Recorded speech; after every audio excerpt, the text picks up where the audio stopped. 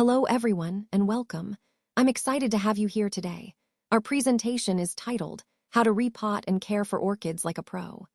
We'll explore expert techniques to help you repot and nurture your orchids, turning them from just surviving into truly thriving plants. Over the next few slides, I'll share practical tips and professional insights to elevate your orchid care game. Let's get started. Why repotting matters is a crucial point to understand for any orchid enthusiast. Orchids like Phalaenopsis are epiphytes, meaning they naturally grow on other plants or surfaces in the wild. In their natural environment, they outgrow their containers in about 12 to 18 months. As they grow, their root systems expand, and the potting medium, usually bark, begins to break down over time. This breakdown can lead to problems if not addressed. Repotting is essential because it refreshes the bark medium, ensuring the roots have fresh, well-draining material to thrive in. It also helps prevent root rot, which can be a serious threat to your orchid's health. Plus, repotting encourages vigorous and healthy growth by providing the roots with renewed resources. Think of it as giving your orchid a fresh start, helping it to flourish. Timing is everything here. The best time to repot is right after the plant finishes flowering. That's when it naturally enters its growth phase, making it less stressful for the plant and allowing for quicker recovery. By choosing this timing, you're setting your orchid up for a strong, healthy future. Understanding why and when to repot is a key part of caring for your orchid, and it ties directly into the overall goal of keeping your plant healthy, vigorous, and beautiful. When your orchid starts showing certain signs, it's a clear indication that it might need to be repotted. One of the most obvious signs is overflowing roots. If you notice thick, silvery roots actively growing out of the drainage holes or climbing above the rim of the pot, that's a strong signal that the plant has outgrown its current home. These roots are trying to find more space and better access to nutrients. Another key point to watch for is degraded medium. If the potting mix looks dark, mushy, or decomposed, it's no longer providing the proper support for healthy roots. Plus, if you smell a moldy or sour odor coming from the medium, that's a red flag. The old mix can harbor mold or bacteria, which can harm the plant, so it's time to refresh it. Lastly, size mismatch is a crucial indicator. When your orchid's foliage and root mass seem dramatically disproportionate to the size of the pot, it's a sign that it's time for an upgrade.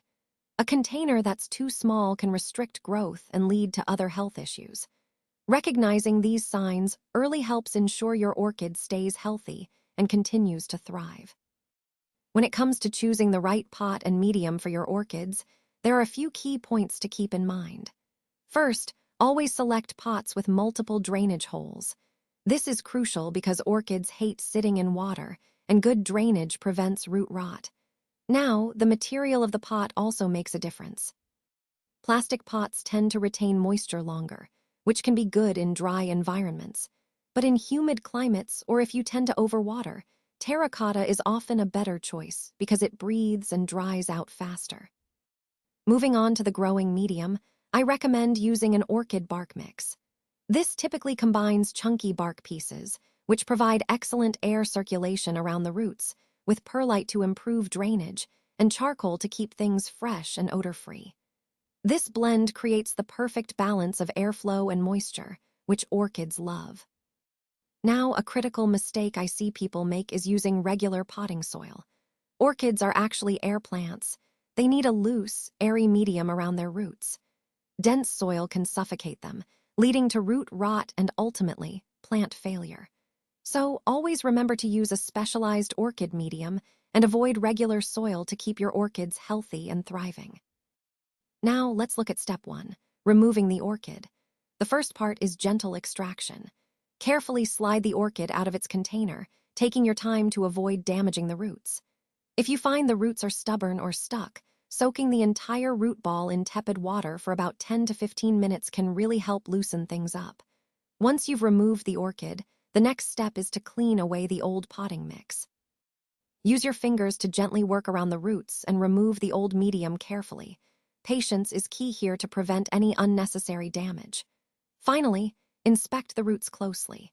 Using sterilized scissors, trim away any roots that are dead, mushy, or blackened. Healthy roots are firm and typically white or green. This pruning not only cleans up the plant but also encourages new, healthy growth. Remember, handling the roots carefully and making precise cuts are crucial for a successful repotting process. Now let's move on to step 2, the repotting process. First, we need to prepare the foundation. Fill your new pot about halfway with fresh orchid bark mix. This creates a stable base for the roots to grow into. Next, we position the plant. Carefully place your orchid on top of the bark layer, spreading the roots outward naturally. Make sure it sits at the same depth as it was in the previous pot to avoid stress. Then, we fill around the roots. Gently add more bark mix around the roots, working it into any gaps. Be sure to fill up to just below the leaf crown, leaving some breathing room for the plant. Finally, for stability, secure and support the orchid if necessary. Use a bamboo stake or chopstick to gently anchor the plant. This helps prevent wobbling as the new roots establish themselves. Remember, these steps are key to giving your orchid the best start in its new pot. Now, let's talk about some essential aftercare steps to ensure your orchid stays healthy and thrives. First up is the initial soak. After repotting, it's a good idea to soak your orchid in a basin of tepid water for about 15 to 20 minutes. This helps settle the bark around the roots and rehydrates any stressed roots from the repotting process. Just be sure to drain it completely afterward to prevent any excess moisture from lingering. Next is your watering technique. You want to water thoroughly whenever the bark feels dry to the touch, but it's crucial never to let water sit in the crown, the center of the plant where the leaves meet. Standing water there can cause rot, which is a common problem.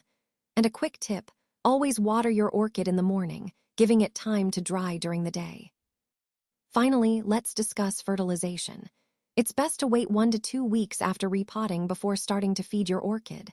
Once you do, use a balanced orchid fertilizer, like a 20-20-20 formula, at half strength. During active growth periods, apply this fertilizer every 2 weeks. This careful approach helps promote healthy growth without overloading the plant. By following these steps, you're helping your orchid recover from repotting and setting it up for long-term health and beautiful blooms. Let's talk about some essential tips for light, humidity, and temperature to keep your orchids thriving. First, when it comes to lighting, bright, indirect light is really the sweet spot. East-facing windows are perfect because they provide gentle morning sun that's not too harsh. Be cautious with direct sunlight, though. It can scorch the leaves, leading to red-tinged edges or brown spots, which we definitely want to avoid. Now, moving on to humidity. Orchids love humidity levels between 50 and 70%. To maintain this, you can mist the leaves in the morning, which helps keep them hydrated. Another great trick is to use pebble trays filled with water beneath your pots. The evaporation helps boost humidity around the plant. Alternatively, running a humidifier nearby can do the trick too. And finally, temperature control is key. The ideal daytime temperature is around 75 degrees Fahrenheit, with a cooler drop to about 55 to 60 degrees at night. That temperature fluctuation is actually crucial because it triggers those spectacular bloom cycles we all love to see. By paying attention to these conditions, you're creating an environment that encourages your orchids to flourish and bloom beautifully. Let's take a look at some common mistakes to avoid when caring for orchids. First, using the wrong growing medium can be a real issue. Many people assume regular potting soil is fine, but orchids need a specialized bark mix that allows for proper air circulation around their roots. Without that airflow, roots can suffocate and the plant's health declines. Next, water management is critical. Overwatering is actually the leading cause of orchid failure. It's important to never let water sit in the crown of the plant or let roots sit in standing water, as this quickly leads to root rot. Maintaining the right watering schedule helps keep the roots healthy. Another mistake is timing, particularly when it comes to repotting. Replanting during a bloom cycle can divert energy from the flowers and cause bud blast, which is when the buds fall off prematurely. It's best to wait until the blooming is finished unless the plant is in serious trouble. Finally, drainage issues can seriously harm your orchid. Pots without drainage holes trap water and create waterlogged conditions.